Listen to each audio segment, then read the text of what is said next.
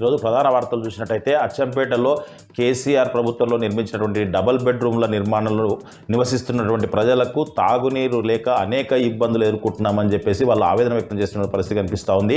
Machine Bhagiratha ఇల్లు కొన్ని రోజులుగా రావట్లేదని చెప్పేసి, అక్కడున్న బోర్ పనిచేయటం లేదని చెప్పేసి 4 రోజులకు ఒకసారి ట్యాంకర్ పంపిస్తే పనులు మానుకొని ఆ నీటి కోసం ఎదురు చూస్తున్నామని చెప్పేసి, ఆ నీరు కూడా సరిపోవట్లేదని చెప్పేసి ఎన్నిసార్లు మున్సిపల్ కానీ ఇతరుల అధికారులకు విన్నవించినా పట్టించుకోవట్లేదని చెప్పేసి, ఇప్పటికైనా స్థానిక ఎమ్మెల్యేతో పాటు మున్సిపల్ చైర్మన్ అధికారులు పట్టించుకొని తాగునీటి సమస్యను పరిష్కరించాలని చెప్పేసి డిమాండ్ చేస్తున్న పరిస్థితి కనిపిస్తూ ఉంది. లేని పక్షంలో పెద్ద ఎత్తున ఆందోళన చేస్తామని చెప్పేసి కూడా వాళ్ళు హెచ్చరిస్తున్న పరిస్థితి కనిపిస్తుంది.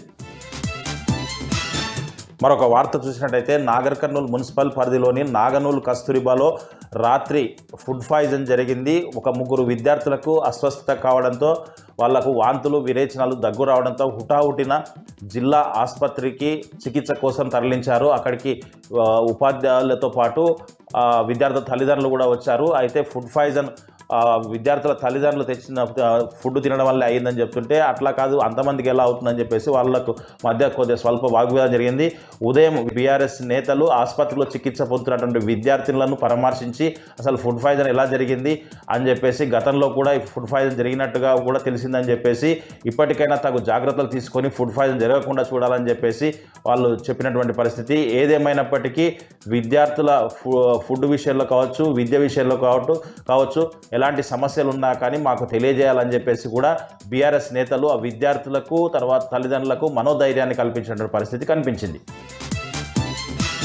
మరొక వార్త చూసినట్టయితే మాజీ సర్పంచుల పెండింగ్ బిల్లులు ప్రభుత్వం ఇవ్వడంలో అలసత్వం వహిస్తున్నందున ఇప్పటికే ఎన్నో ఉద్యమాలు చేయడంతో పాటు ఈరోజు అసెంబ్లీ ముట్టడికి పిలుపునిచ్చిన నేపథ్యంలో వేకువజాము నుంచే మాజీ సర్పంచులను అరెస్టుల పర్వం కొనసాగింది. ముందస్తు అరెస్టులు చేశారు, పోలీస్ స్టేషన్ తరలించారు.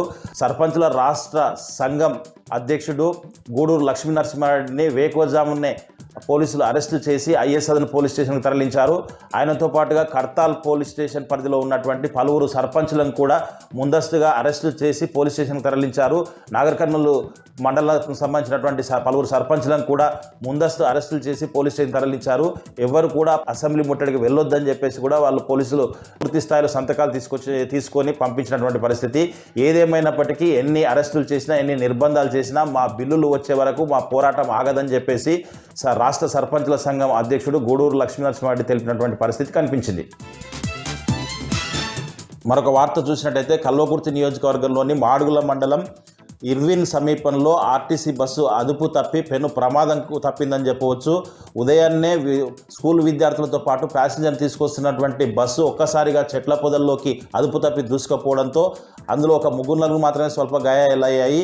అయితే దీంతో అటు డ్రైవరు, కండక్టర్ కూడా ఆవేదన చెందుతున్నట్టు పరిస్థితి కనిపిస్తూ ఉంది. కెపాసిటీకి మించి ప్రయాణికులు బస్సు ఎక్కుతుండడంతో ఎప్పుడు ఏం జరుగుతుందో అని చెప్పేసి డ్యూటీలు చేయాలంటేనే కూడా భయపడే పరిస్థితికి వచ్చిందని చెప్పేసి కూడా వాళ్ళు ఆవేదన వ్యక్తం చేస్తున్న పరిస్థితి అయితే కనిపిస్తుంది.